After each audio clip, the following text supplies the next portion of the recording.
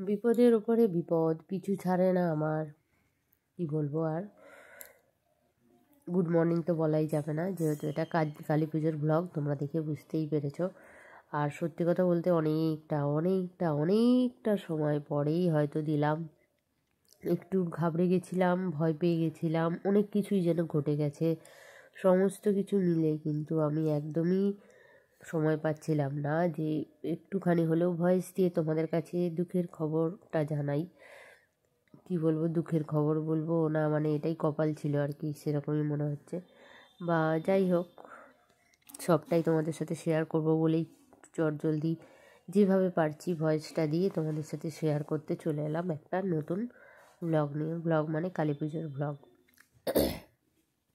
গলা শুনে আমার বুঝতেই পারছো গলাটা ধরাই, এই গলাটা ধরা প্রায় অনেক দিন ধরেই। ঠান্ডা লাগা পিছু ছাড়ে না আমার, ঠান্ডা এতটাই লেগে যাচ্ছে কন্টিনিউ ঠান্ডা লাগছে, পিছন ছাড়ছে না যেন, একদম ধরেই রেখে দিয়েছে একদম। কি বলবো আর, তবু আর কি তারই মাঝখানে আনন্দ করে দিনগুলো কাটাচ্ছি। ভালো বেশি দিনগুলো যাতে কাটে সেই চেষ্টাই করছি।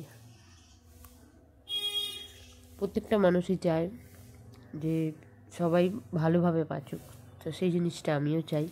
কিন্তু যখন দেখছি বেশি বাড়াবাড়ি হচ্ছে, তখন হসপিটালে গেছিলাম। এই মানে হসপিটাল, একটা নার্সিংহোম, এখানে একটা ডাক্তার বসে, সেখানে গেছিলাম ডাক্তার দেখাতে। ডাক্তার দেখানোর পাশেই দেখলাম মন্দিরটা দেখে মনটা একটু হালকা হয়। তবুও বলবো যে কি বলবো, হসপিটাল বলো ডাক্তারখানা বলো, এগুলো যেতে এখন যেন ভয় ঢুকে গেছে মনের ভেতরে। কখন কীভাবে হচ্ছে আর কি, সব কিছু ভেবেচিন্তে যেন এখন খুব ভয়ই লাগে। কিন্তু কী করা যাবে, ভয় পেলে তো চলবে না, কাজ করে যেতে হবে, আর হচ্ছে এগোতেও হবে সব বিষয়েই, আমি সেটাই মনে করি। তো এখন আমার যা শারীরিক কন্ডিশান, সেই বিষয়ে বলতে গেলে আমি একটু ভয়ও পাই, কারণ কিছু হলেই জানো আগে হসপিটালে দৌড়াতে হবে, নাহলে নার্সিংহোমে দৌড়াতে হবে। তাই সেই ভয়েতে হাসি মজা করা বা বেঁচে থাকাটা যে ভুলে যাব সেটা একদমই না, বা মন মরা হয়ে পড়ে থাকবো সেটা একদমই আমি পছন্দ করি না। আমি সবসময় চাই একটাই জীবন, যেভাবে হোক ভালোভাবে কাটাতে হবে, ভালোভাবে বাঁচতে হবে, হাসতে হবে, হাসাতে হবে, সবাইকে নিয়ে আনন্দে কাটাতে হবে, এটাই আমার সবসময় মনে হয়। তাই সেই ভেবে চিন্তেই হচ্ছে দিনগুলো আর কি কাটাচ্ছি। ডাক্তার দেখিয়েছি, এরকম ঠান্ডা লেগে যাওয়া বা বারবার এই ঠান্ডা লেগে যাওয়াটা হচ্ছে, তার জন্য হচ্ছে প্রথমে একটা ডাক্তার দেখালাম, তার ওষুধও ক্যারি করলাম, নাকে ড্রোজ দিলাম, দেওয়ার পরেও দেখলাম কোনো লাভ হলো না। তারপরে গিয়ে একজন বলল যে হোমিওপ্যাথি দেখা, সেটাতে তোর হয়তো অনেকটা কষ্ট কমবে। মানে সারা দিলে মানে কন্টিনিউ একটা মানুষ হাঁচি করে যেতে পারে, মানে কতটা কষ্ট হয় সেটা যাদের সর্দি হয় বা যাদের এই হাঁচির প্রবলেম আছে তারাই বুঝতে পারবে। তো আমার এই প্রবলেম কোনোদিনই ছিল না, হঠাৎ করে প্রায় 1 বছরের মধ্যে দেখছি হঠাৎ, মানে 2024-এই ধরো, মানে পুরো যেন ধরে ফেলেছে, একদম এমনই ধরেছে আর ছাড়ছে না রীতিমতো। আমার তো একটা মনের মধ্যে ভয় লেগে গেছে যে কি বলবো, কি এই জিনিসটাও, মানে এমন কি জিনিস যেটা আমার মানে এত বিরক্তিকর করে তুলছে, শরীরটাকে মানে দুর্বল করে তুলছে, এই রকম লাগছে। কিন্তু যাই হোক, ওই ডাক্তার দেখানোর পরে হোমিওপ্যাথি দেখালাম, হোমিওপ্যাথি দেখানোর পরেও দেখলাম যে জিনিসটা পুরোপুরি ক্লিয়ার হলোই না, মানে ক্লিয়ার হলো না, উপরন্তু মানে রয়েই গেল জিনিসটা। তখন ভাবলাম না, এখানেও হচ্ছে না বলে ওই নার্সিংহোমে, অ্যাভিনিউ নার্সিংহোমে গিয়েছিলাম, ওখানেও ডাক্তার দেখিয়ে এলাম। উনি বলছে যে তোমার হচ্ছে লাংসে প্রবলেম, নিঃশ্বাস নেওয়ার প্রবলেম, মানে এইটা বললো। তো উনিও আবার অনেক ওষুধ লিখলো, মেডিসিন লিখলো, লিখে তারপরে হচ্ছে পাম্প দিল, যেটার সাহায্যে যদি আমার মানে সারাদিনে 2বার নেওয়ার জন্য, সেই পাম্পটা আমি নিতে থাকলাম, ওষুধ খেলাম। তো এখনও পর্যন্ত আমি কোনো রেজাল্ট পাইনি, মোটামুটি এখনও আমার সেই সেম অবস্থাই রয়ে গেছে, ওষুধ শেষ তো আবার সেম অবস্থা। যাই হোক, আবার ডাক্তার দেখাতে যাব, সেইভাবেই আবার প্রস্তুত নিচ্ছি। এই হলো একটা প্রবলেম। দ্বিতীয় প্রবলেম আর কি বলবো, ইউটিউবে স্ট্রাইক পেয়ে গেলাম হঠাৎ করে নিজের ভুলের জন্য। কি ভুলের জন্য না, হঠাৎ করে এই বাজি জ্বালাতে গিয়ে ছেলের ছবিটা দেখিয়ে ফেললাম, ছেলের মুখটা দেখাতে গিয়ে ওয়ার্নিং স্ট্রাইক খেয়ে ফেললাম। খুব জোর ভয় পেয়ে গেছিলাম, সকাল সকাল উঠে চা খেতে বসে আর ভাবলাম ব্যাস গেল, মেন কথা, আগের দিন ভিডিওটা পোস্ট করেছিলাম, ভিডিও না শর্ট ভিডিও পোস্ট করার সময় ছেলের মুখটাই দেখা গেছিলো, ব্যাস ওই যে দেখা গেল, ব্যাস সেটাই হচ্ছে আমার কাল হলো। চাই ওয়ার্নিং স্ট্রাইক, খুব ভয় পেয়ে যাওয়ার পরে বরের হাতে মোবাইলটা দিলাম, ইউটিউবে কিছু ভিডিও দেখলাম, সেখান দিয়ে জানলাম কি করতে হবে না হবে, দেখে যাই হোক ওয়ার্নিং স্ট্রাইকটা তোলা এখন যাবে না, 3 মাস এখনও ওয়ার্নিং স্ট্রাইক রয়েছে, তাও আমি এই ভিডিওটা দিচ্ছি। ভয়ে তো আছি, দেখো ভয় করে করে তো জীবন যেতেই আছে, আর ভয় করে করে আর কতক্ষণ থাকবো। যদিও এই ভিডিওটাতে তো আমি সেরকম কিছু দিইনি, যে বাচ্চার মুখ বা কিছু একটা এরকম কিছু আমি দিইনি, চুপচাপ হচ্ছে ভিডিও করেছি। এটা হচ্ছে প্যান্ডেলের ছবি, যে প্যান্ডেলটা আমার খুব ভালো লেগেছিলো আর প্রচুর ভিড় হয়েছিল, সেটা তো প্রথমেই তোমরা দেখলে। তো ওয়ার্নিং স্ট্রাইকটা তুলেওছি, তুলে হচ্ছে এখন 3 মাস মানে কি, ওটা ট্যাগ হিসেবে যেন ওই মানে লিডার বোর্ডের ওপরে লেখাই আছে ওয়ার্নিং স্ট্রাইক। তো সবাইকে আমি এই জন্য মেসেজও করেছিলাম যে দেখো আমি ওয়ার্নিং স্ট্রাইক পেয়ে গেলাম। তো সবাইও বললো কী করে হলো, তো আমি বললাম বাচ্চাটার মুখটা দেখানোর জন্য। তো খুব সাবধান, কখন যে কীভাবে ও স্ট্রাইক ফাইক আসবে কোনো বলা যায় না। আর একটা ব্যাপার হচ্ছে, সত্যি ইউটিউবটা অনেক শখের আমার কাছে, আমি ভালোবাসি ভিডিও করতে, প্রত্যেকটা মুভমেন্ট, যখন যে মুভমেন্ট আমার তোলার ইচ্ছা হয় সেই মুভমেন্ট তুলেই আমি এগোতে চাই। তো সেই জন্য আর কি বি কেয়ারফুল সবাই, সেই জন্য বলেই দিলাম। তো এইটা হলো দ্বিতীয়, এবারে যাই তৃতীয়র মানে প্রবলেম, মানে তিনটে প্রবলেম যেন হঠাৎ করেই চোখের সামনে চলে এসছে, এমনইভাবে এসছে যেন মানে আমি ভাবতেই পারি না যে এইসব প্রবলেমও আমার লাইফে আসতে পারে।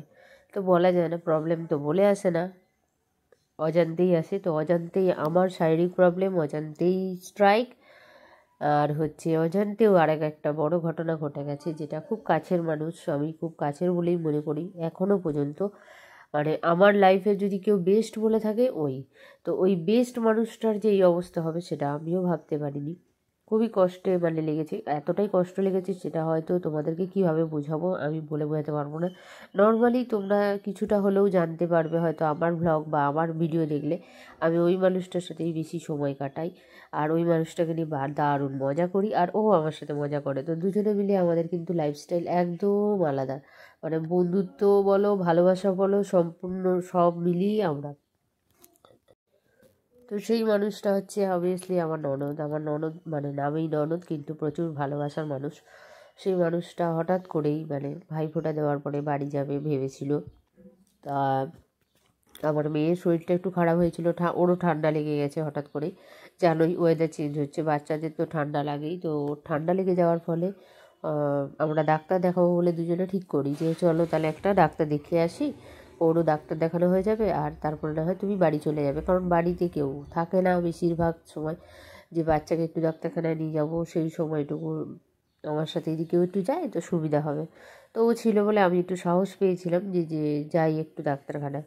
তো মোটামুটি সবাই দুজনে মিলে বেরোনোর আগে ও আর আমার মেয়ে দুজন মেয়ে জুতো টুতো পরে আমাদের সিঁড়ি থেকে নামতে গেছে। তো মোটামুটি আমার মেয়ে জুতো পরে, মানে মেয়েটার যেহেতু শরীরটা খারাপ, ও সিঁড়িতে বসে আছে, আর ও জুতোটা পরে সিঁড়িতে নামতে গিয়ে এমনই পা পিছলেছে পুরো ওপর থেকে সিঁড়ি থেকে একদম নিচে। একটা কোনো আওয়াজ নেই, একটা কোনো কান্না নেই, একটা কোনো চিৎকার নেই। আমি তো অবাক হয়ে গেলাম, শুধু একটা আওয়াজ হলো দ্রাম। আমি তো ভাবলাম ব্যাস কে গেল, মানে বুঝতেই পারছো কতটা মানে বাজে সিচুয়েশান, যেখানে মনে হতে পারে যে কে গেল, মেয়েও আছে আর ননদও আছে, মানে কীরকম একটা ভয়ের মধ্যে চলে গেছিলাম তখন। আমি মানে বুঝে উঠতে পারছিলাম না যে কী হয়েছে। তো যাই হোক আমি ওদেরই পরে নামলাম ঘরে, হচ্ছে আমি নিজে ঘরটার বন্ধ করে যখন নামছিলাম তারই মধ্যে এইসব হয়ে গেছে। তো নেমে দেখছি যে মেয়ে আমার সিঁড়িতে বসে আছে, আর ননদ একদম সিঁড়ি একদম শেষে চলে গেছে। তো গড়ি গড়ি চলে যাওয়া মানে একটা হাতের উপরে পুরো বডি প্রেশার পড়েছে, পুরো বডি প্রেশার পড়া মানে ওর একটা হাত ভেঙে গেছে।